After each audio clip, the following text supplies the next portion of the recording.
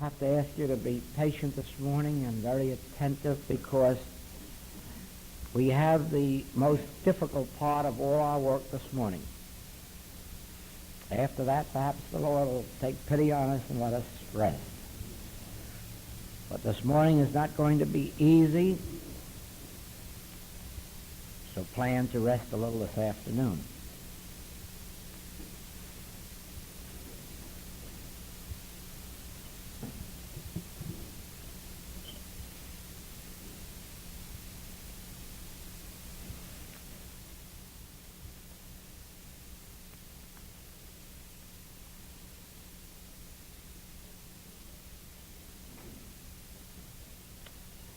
First, I'll read a note here.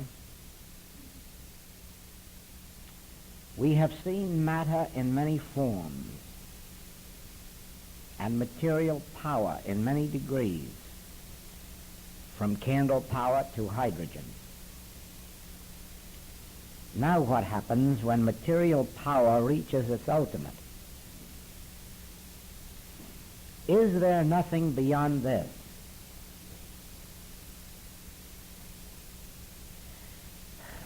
One form of matter overcomes another form of matter. One power overcomes another power. Bows and arrows, bullets, machine guns, cannon, atomic bombs, hydrogen bombs. Is there something that will wipe out these, and probably us with it?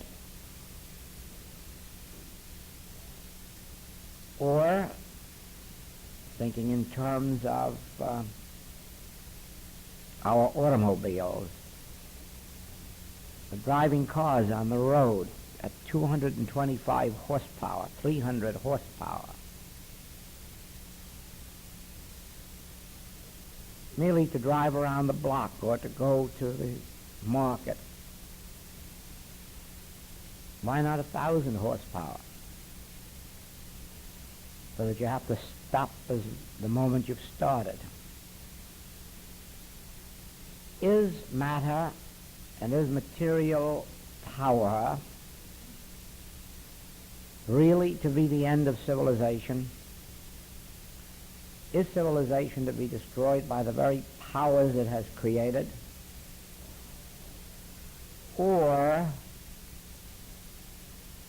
when we stop thinking in terms of material power, will another form of power evolve that will nullify material power?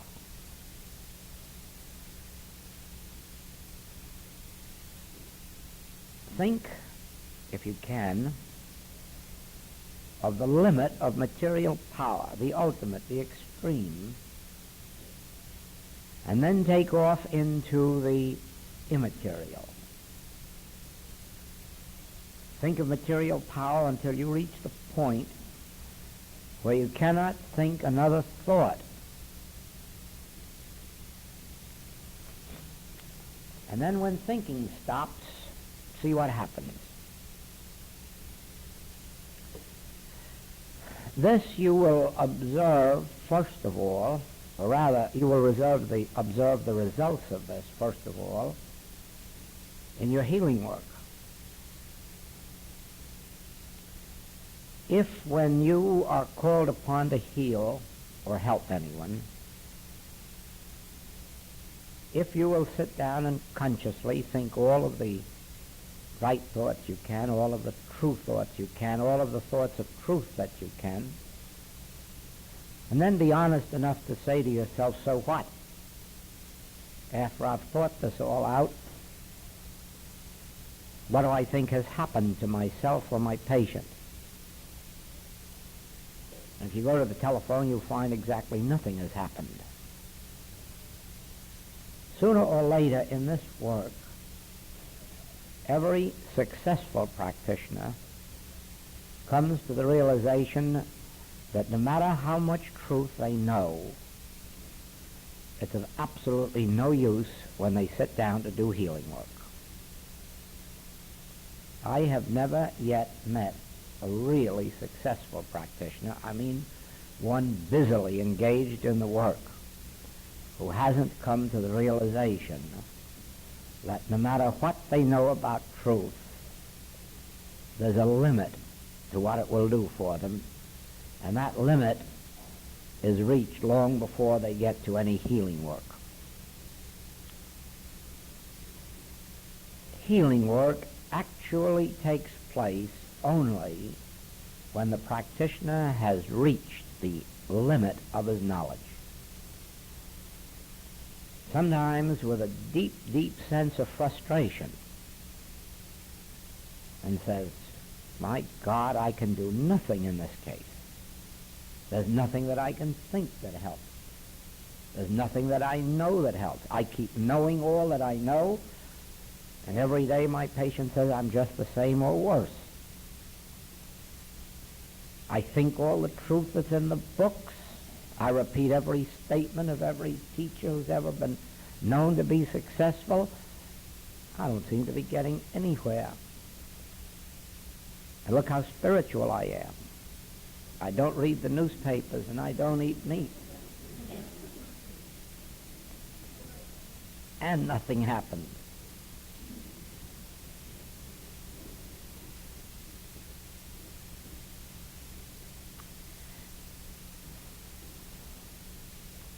Everyone has to come to that place sooner or later.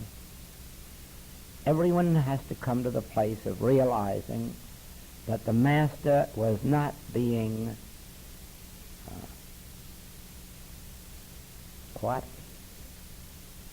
falsely modest, unduly modest. When he said, I can of my own self do nothing, he was stating a principle.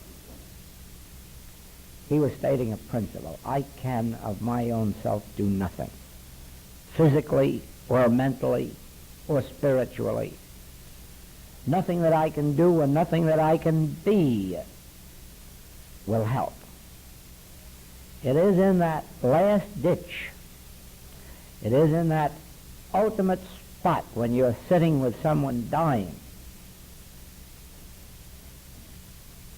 that all of a sudden you let go, realize the hopelessness of not only the fact that materia medica has given up, but now you have to give up too. And when you give up, you find that God takes over.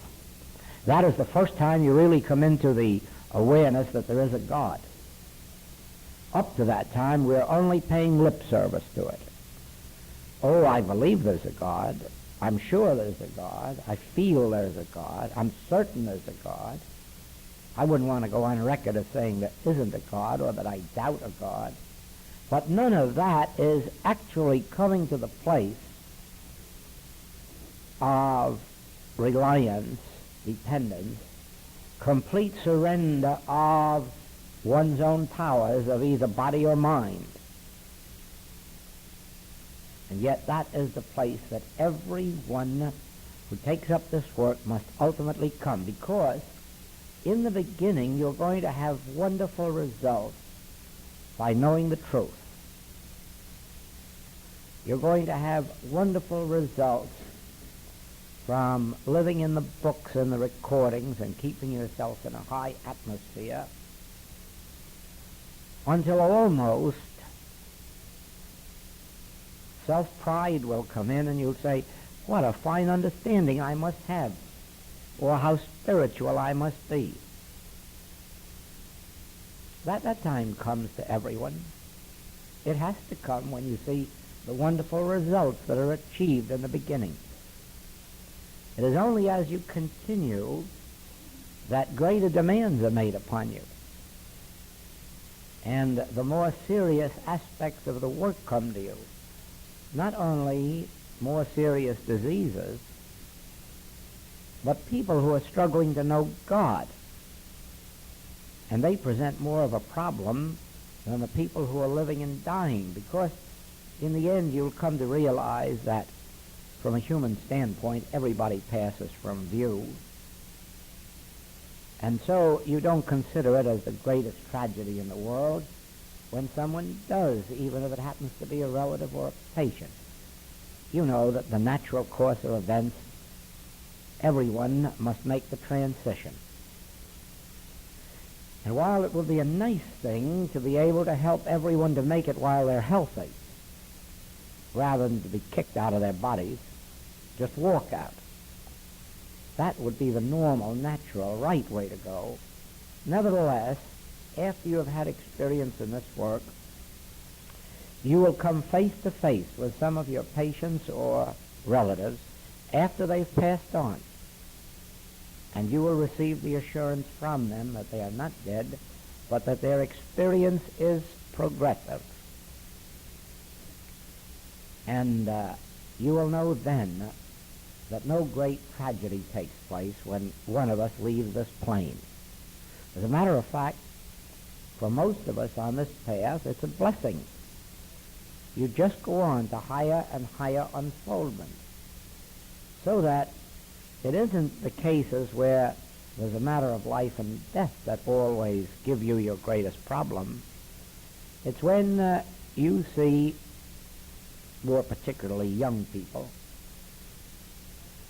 children, struggling with conditions beyond them, or when you find the adults who are struggling with a human sense of life and really wanting to know God, and you have no way to bring that to them except when you have surrendered yourself and the Spirit of God works through you to lift them up. In the very earliest days of my practice, I made this discovery,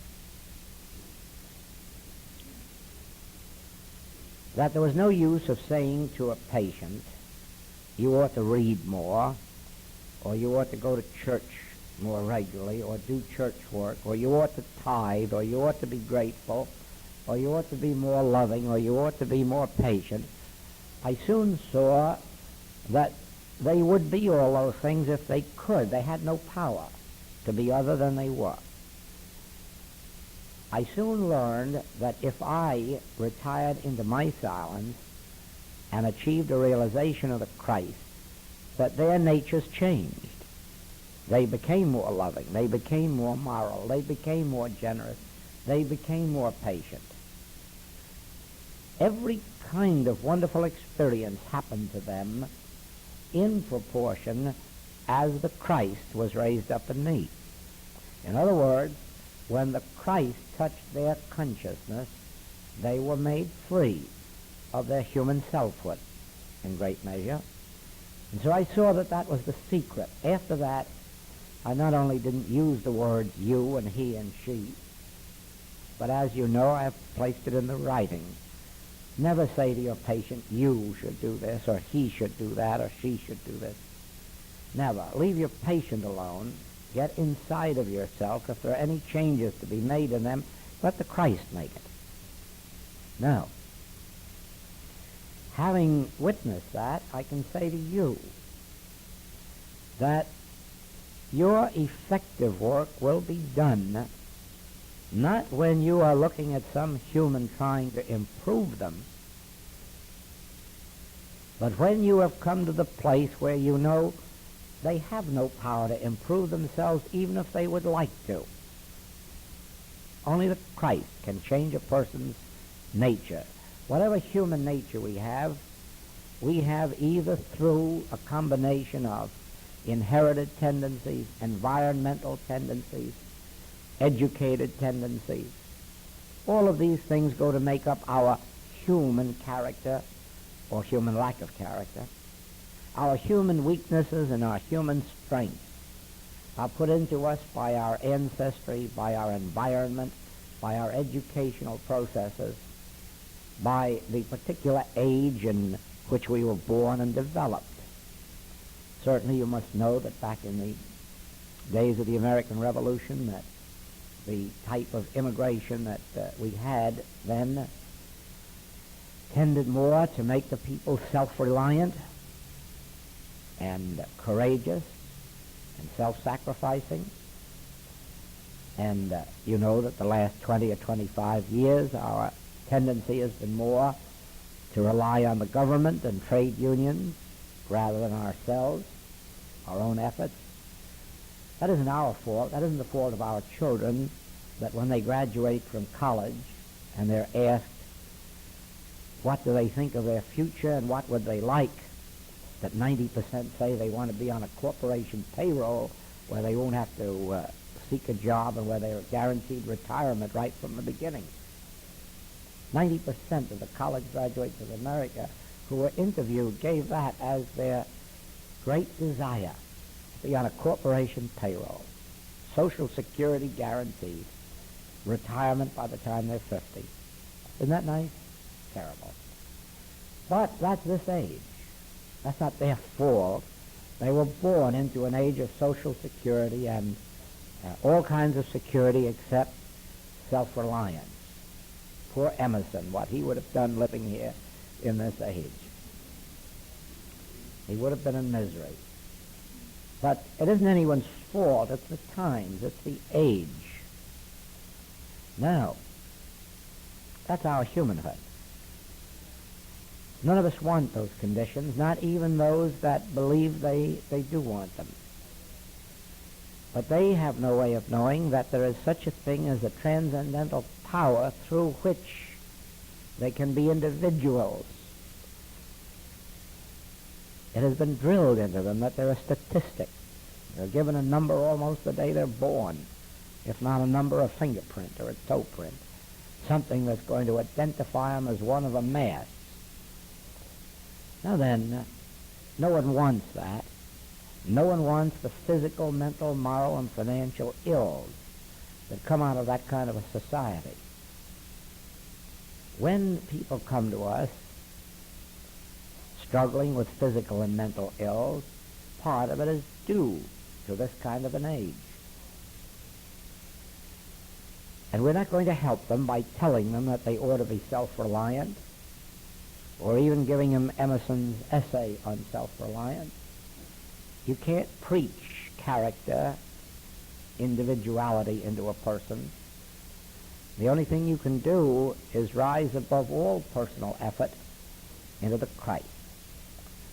But I'm thinking now more especially of those who are struggling out of human sense, really desiring to know and experience their own true identity, to break through the shell of human limitations, environmental limitations, even national and racial limitations, and come into the awareness of their spiritual identity.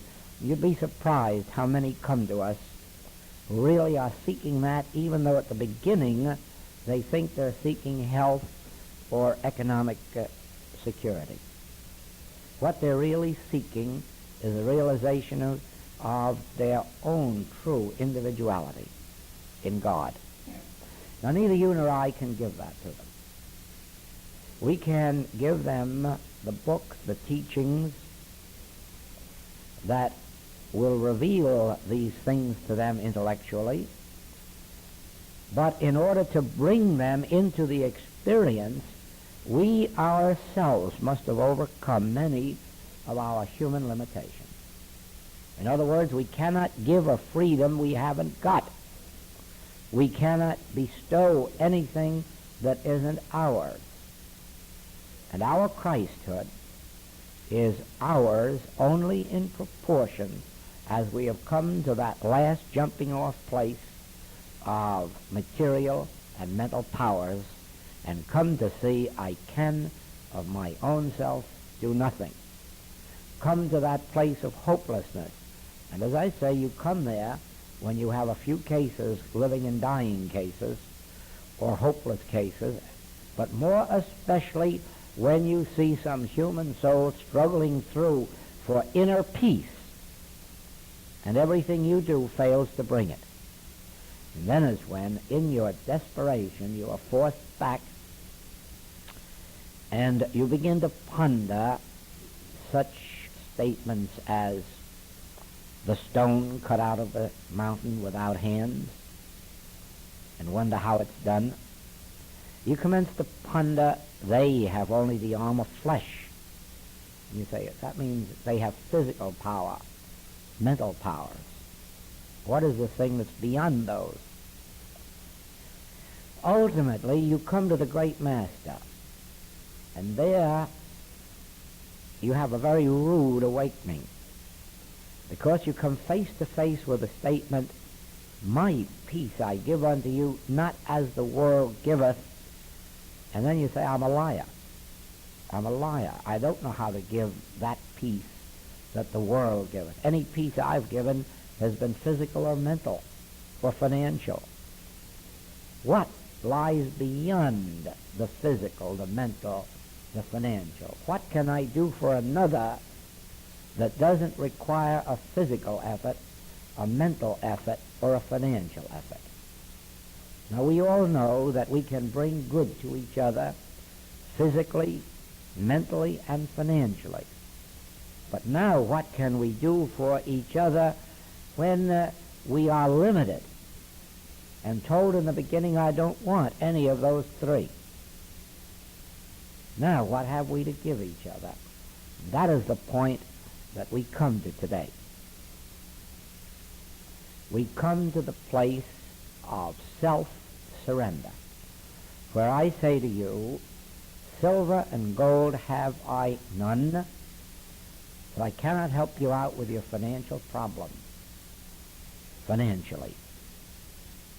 And I say to you that I've tried every thought that's in my writings. Not only I've written them all, I've read them all, and then I've sat down and thought them all, and you're still not getting free. So I've got to let go of all those truths that are in those books. Yes, I've even prayed the Lord's Prayer in the 23rd Psalm and the 91st Psalm, and I still haven't broken through. So there's no more of the letter of truth that I can give you. I've given it all. Now I've got to go that last mile where I give up any attempt to help you financially, where I give up every attempt to help you with truth, and where I'm compelled to get into the Spirit so that the Spirit can take over where I leave off. You see that? That's where you come. You will someday find that people will come to you, and out of the goodness of your heart, you will help them financially.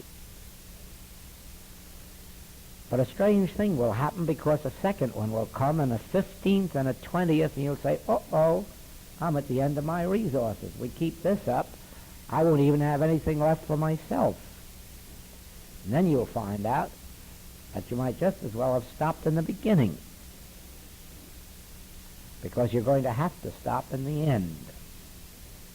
I don't mean stop giving someone a meal when they're hungry, and I don't mean stop contributing to your community chest. I don't mean stop giving to the Red Cross. But I mean you'll find that you just cannot be a fairy godmother to everybody who's unemployed or homeless or weak. Somewhere you'll have to draw the line and say, silver and gold have I none. Well, in just the same way, in the beginning, you'll do a lot of good helping people with truth. A lot of good you'll do knowing the truth for them, talking truth to them, helping them with that. But with some of these extreme cases, you'll come face to face with the fact that even this won't do, that you've reached the limit of all that. That is the point where the infinite way takes over. That is the point where you must say,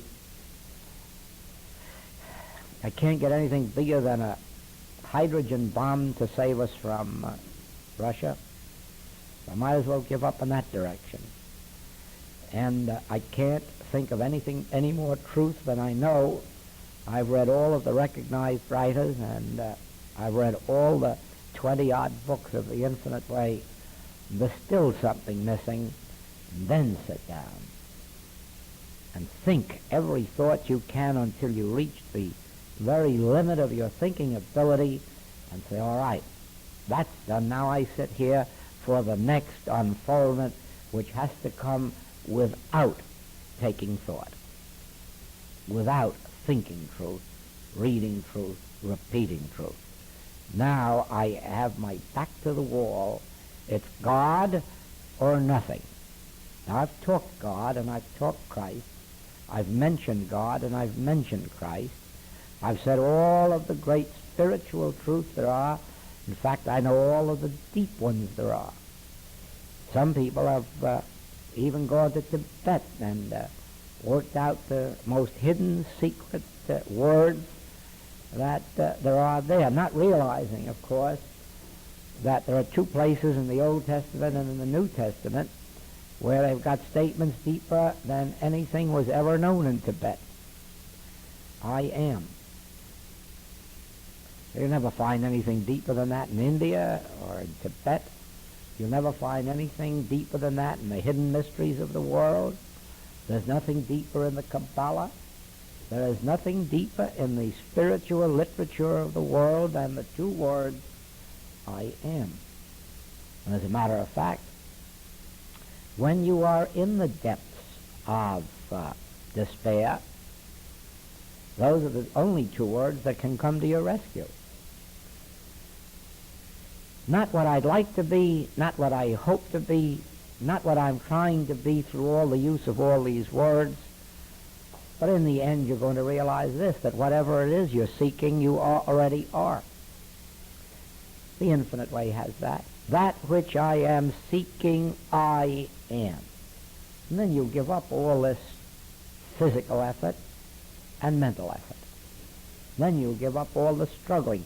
Why struggle for that which I already am? And it is when you settle back and give up the struggle and stop trying to be one thing other than you are now. Don't try to be more spiritual. Don't try to be more moral. Don't try to be more good. Don't try to be more anything. Settle back and realize that which I am, I am. All that God is, I am. That which I am seeking, I am. If only you could stop living a minute from now. If only all of us could stop living 1 minute from now and rest content. This is the only minute you'll ever know. There'll never be another minute beyond this minute. It's always this minute. And in this minute, I already am. In this minute, all God is, I am. In this minute, all that the Father hath is mine. To him that hath shall be given. From him that hath not will be taken away even the little that he hath. So any attempt to get more than you have now is going to fail, because all that God is, I am, and all that the Father hath is mine. But acknowledging a lack is going to demonstrate a lack. Do you not see that anything you acknowledge, that is what you must demonstrate? Anything you acknowledge, you demonstrate, because you can only demonstrate what you acknowledge. I have a lack, good. Good, I have a lack. That's my demonstration. Do you see that? I haven't enough. That's my demonstration. Whatever I acknowledge as truth within me, that's what I must demonstrate. But if I acknowledge I and the Father are one, all that the Father hath is mine, God is, therefore I am, all that God is, I am. The fullness of the Godhead bodily fulfills itself in our individual being. Now we are living in the fullness of time, which is this minute. Now we are acknowledging the fullness of spiritual good this minute. Do you ever realize what a terrible thing it would be if you ever wake up to find that God can give you something tomorrow? You'll hate God. You'll hate God if you ever find out he gives you something tomorrow. What's wrong with today? Why is God withholding anything from us today that it could give us tomorrow? Why? As a punishment? Or holding out as a reward? What is God? An overgrown man? No, there's no God. You are told in the Infinite Way writings that if you knew the nature of God, you would need no other teaching. And that's true. It is only in the degree that we are entertaining orthodox concepts of God that we are what we are. And I might repeat this to you. According to the census, there are only 7 million Hebrews in America. May I tell you that there are 150 million? There are very few. There aren't 7 million Christians in America. All the people who belong to the Christian church follow the Old Testament, and they follow it more than they follow the New. They believe in an eye for an eye and a tooth for a tooth. They believe in loving their friends and hating their enemies. They believe that God is powerful enough to come along and destroy all their enemies. Jesus never taught that. He taught loving them and forgiving them. It's the Old Testament that talked about destroying them. You don't destroy your enemies. You destroy your concept, your own concept of enemies or enmity. Most people are living in that Old Testament. Sins of the fathers are visited on the children, so they accept heredity. The other religions are all wrong. Let's go out and kill them and take their property and their women too. That's all part of the Old Testament. None of that has anything to do with the New. The New Testament is a testament of love, of forgiveness. The New Testament is a testament of being equal in compassion with friend and foe. That isn't taught in this country any more than it's taught in any other country. Nor is it lived in this country any more than it is in any other country, except by those individuals who can understand a bit of mysticism, who can understand that all of the errors of our so-called enemies are the product of ignorance. They act the way they do because of ignorance and fear. Therefore, you have to say, Father, forgive them. They know not what they do. Now, let us realize this, that in correcting the conditions of the world, which begins with correcting ourselves and those who come to us as patients and students, we may begin by helping them on the human level. If they're hungry, let us give them a meal. If they're naked, let us clothe them. Let us do our little bit in that direction. But let us take the next step of helping them with truth, even though we begin with the letter of truth. And let them be helped as far as they can be helped with the letter of truth until we come to the place where we realize the greatest help is not in the silver or gold that I can give or the good thoughts that I can give, but in the actual demonstration of the Christ. Now, sitting in the presence of severe sin, alcoholism, drug addiction, sitting in the presence of a deadly disease, sitting in the presence of a person in torment because they cannot find their inner spiritual peace, then is the time for rehearsing within yourself the truth that you know, until you finally arrive at the master statements, my peace I give unto you, but not as the world giveth. I have a meat that the world knows not. Now just think of the depth of that. I have meat the world knows not. The world knows all about the truth in the Bible. The world knows all about the truth in the metaphysical and spiritual books. The world knows all the truth that's ever been known to mankind, but I still have a meat beyond that. Now what is that? I have a bread that is beyond anything known to human sense. I have a wine that doesn't intoxicate, it inspires. What is that? And ask yourself in that deep meditation, what is the bread of life? What is the wine? What is that meat that the world knows nothing of? I'm of the world, so I know nothing of it. What is this meat that I know nothing of? What is the peace that passeth understanding, that no man can understand? What is a peace that comes to one from no outside source? It doesn't come because we find money in our stocking. It doesn't come because we are all of a sudden given the Medal of Honor. It doesn't come because someone has made us president of a university or of a nation. What is the peace that comes from no external rise, that has no reason? And you get your answer. Every other good that comes to us comes through some outside circumstance or condition or some internal knowledge. But now what is it that doesn't come to us through a piece of literature or a piece of music or a piece of poetry? What is it that does not come to us through a better meal or a better companion?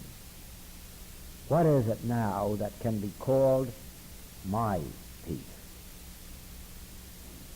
Not as the world gives us, my peace. Then you'll come to the jumping off place.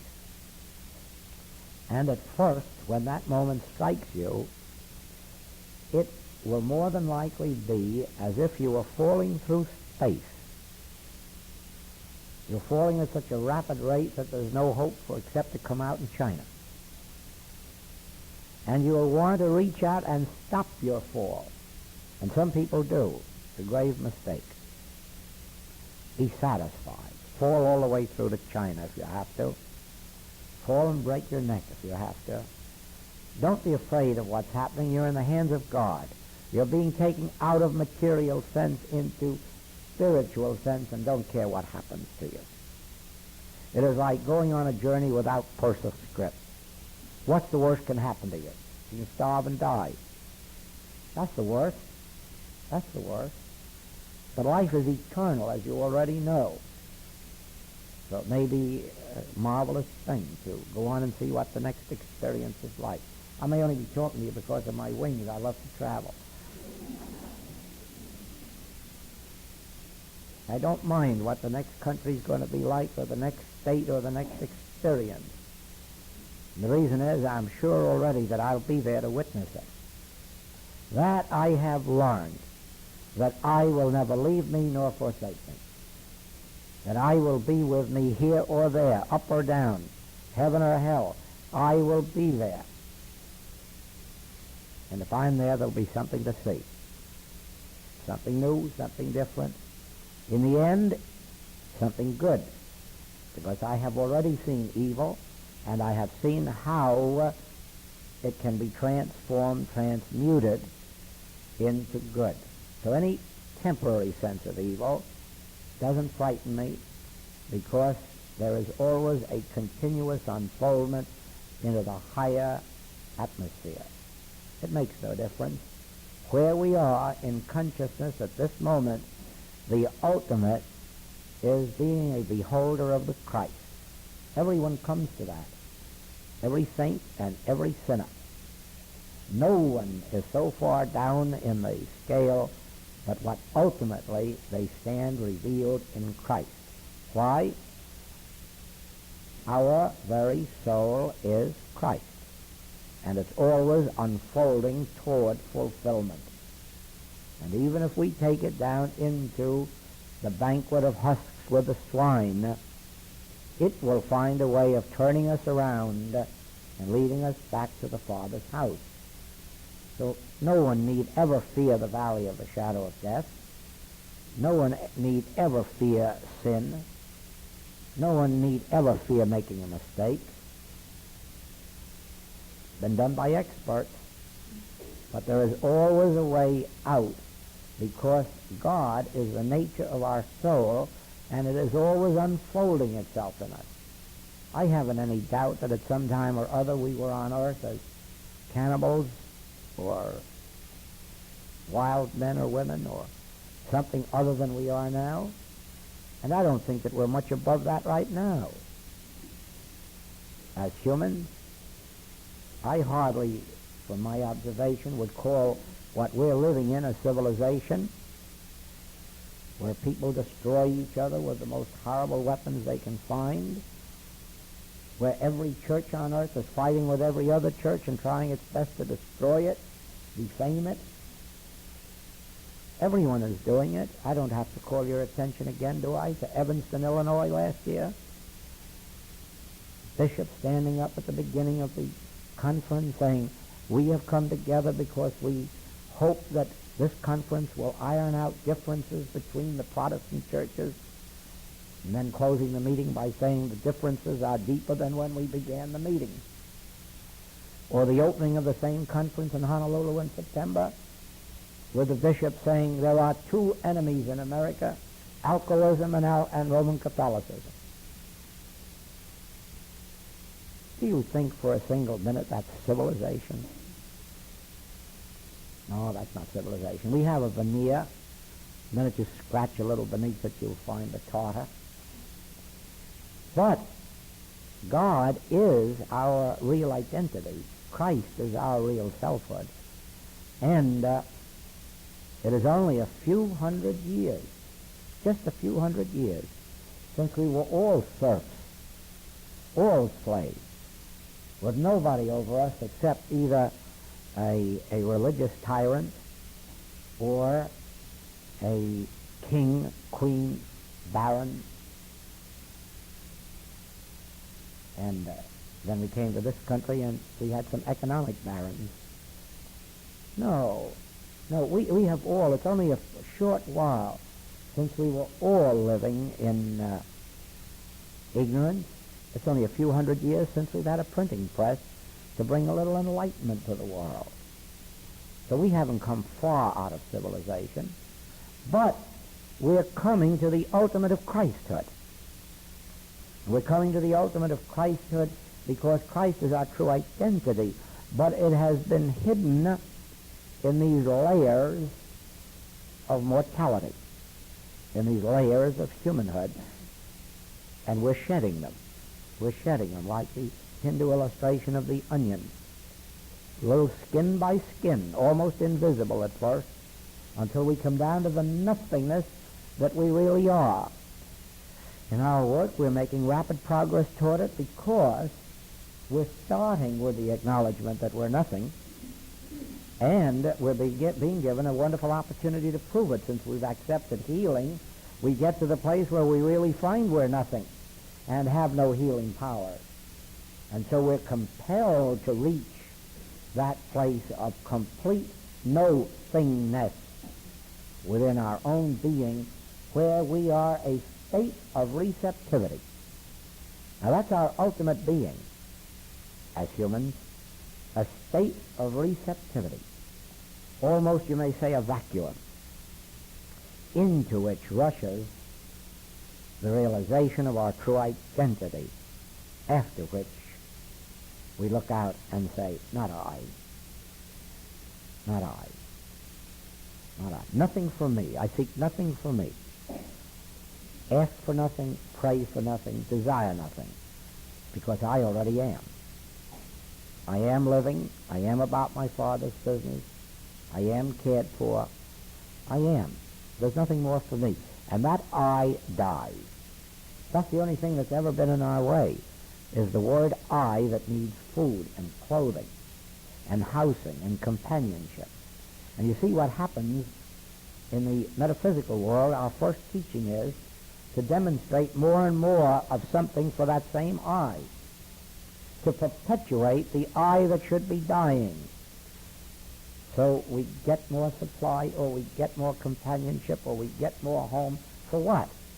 For the I that should be giving itself up and surrendering itself to its spiritual identity, to its spiritual home in God, to its spiritual companionship and communion. Nothing of the earth is taken away from us. It just is supplied to us each day as it is needed, without taking thought for I. Now, as long as I believe that I have a good understanding, whether I'm spiritual or endowed with spiritual power, in that degree I am just as much building up my ego as if I were trying to demonstrate automobiles or houses or yachts. I'm merely trying to build up an ego of selfhood. But in the moment when I lose all sense of desiring to demonstrate anything, in the realization I am, that's the end, that's the ultimate. I am. Where do I go from there? I already am. In this very moment, I am. And then let that truth, that Father, clothe us and feed us in whatever form and whatever way is necessary at the present moment. And it will be a changing way. It won't be static. We won't be fed the same this year as last year. We won't be clothed the same. We won't have the same taste for food. We won't have the same needs or requirements. That all drops away. That all disappears. But there's no asceticism to it.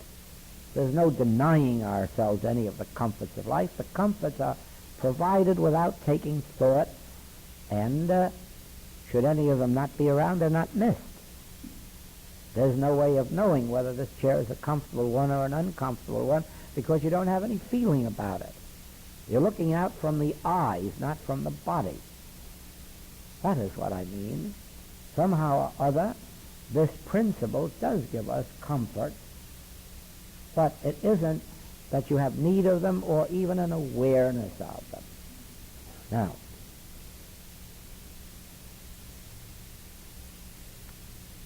number 2.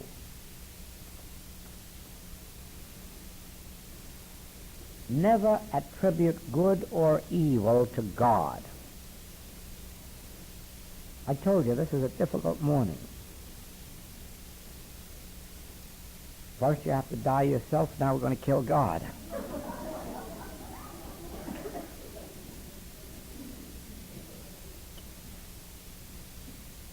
Yes, that's right. We're going to have nothing left. We're going to have no thing left, no person left.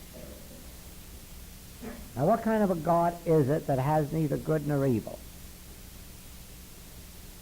Try to think that one out if you can. Just think of a God that has no power to give you good or evil. Think of a God that has no power to withhold from you good or evil. If you want to be evil, go on out and do it. You got nobody going to stop you. Lots of revolvers for sale down the street. Banks to be robbed on every corner. No God to stop you. It's going on all day long, all over the globe. No God to stop evil. No God to stop wars. No God to stop people dying in hospitals of horrible diseases. No God to stop people in the mental institutes. No God to stop evil. No God to give good. That's a strange God. Indeed it is. God neither rewards nor punishes. Now, when you sit down to think about God in relationship to your healing work, what are you going to do with a God that can't give anything, can't do anything?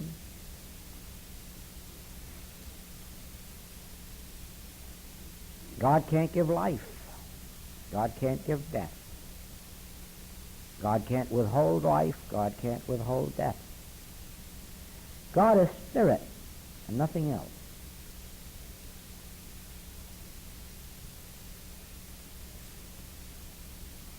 When you are in that silence and you come face to face with the realization that there is no use of seeking God for anything, that God can't give and God can't withhold, your first reaction is, but what? But what? But what? And it is into that comes the two words, I am. I am. And that is where you come face to face with reality. You can't want anything from God. You can't need anything from God. God couldn't leave us in a state of incompleteness. But it isn't good and it isn't evil. It's being. It's immortality. It is eternality. It is completeness. And it already is. And I already am. And he, she, or it. It's the same thing. Seeking health for a patient is like saying, God, you're withholding it. Come on, give up. That isn't true. God is not withholding anyone's health, and God cannot give anyone health. I am. I am. I will never leave you nor forsake you. I was with you before Abraham. I already am. I will be with you to the end of the world. I is here. I is God. What are you seeking? What are you seeking? Where are you seeking it? I already is. I already am. That's what you come face to face with when you give up thought. Truth reveals itself when thought stops. Truth reveals itself. Thinking, you can only think about that which you already know or that which is already known. But truth reveals itself out of an infinity of newness, not yesterday's manna, not yesterday's truth. Truth reveals itself in freshness, vitality, power. But usually with the realization, why, I already am. What am I trying to do? Be different in the next minute that I was in the last minute? I already am. Now, that brings us to the most difficult part of our work. Out here, you are confronted with appearances of evil, and your natural instinct is to want to see them good. And in the spiritual life, you've got to stop it. You cannot desire to exchange evil for good. You have got to deny the evil and the good, so that you look right down the middle to the spirit. Neither evil nor good, but spirit. Neither this nor that, but spirit. You see, my kingdom is not of this world. So if you can turn a bad heart into a good one, you're still in this world. If you could get rid of an ulcer, you're still in this world. If you could have a good digestive system instead of a bad one, you're still in this world.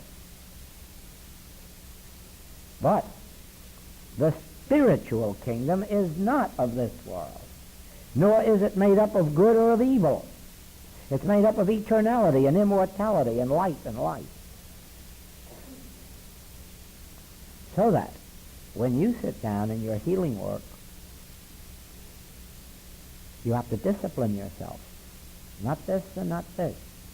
I don't want to see a change from this to that. 104 fever, 102 fever, they're the same thing. 99 and 2/5, same thing. One becomes the other today and the other becomes another tomorrow. That isn't it. My kingdom is not of this world. Our healing work is not changing fever to a normal temperature. Our work is not moving lumps. Our work is not changing physicality. Our work is realizing Christhood. The realization of Christ destroys the material sense of existence. But this is what I bring to your attention. It destroys the good material sense of existence as well as the evil one. That is the nature of the work of the infinite way. Not changing bad material conditions into good ones, destroying material sense.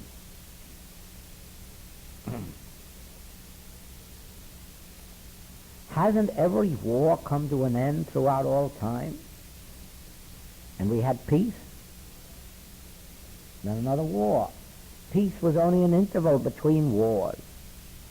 Hasn't every sickness come to an end and resulted in health until the period of transition which everyone experiences?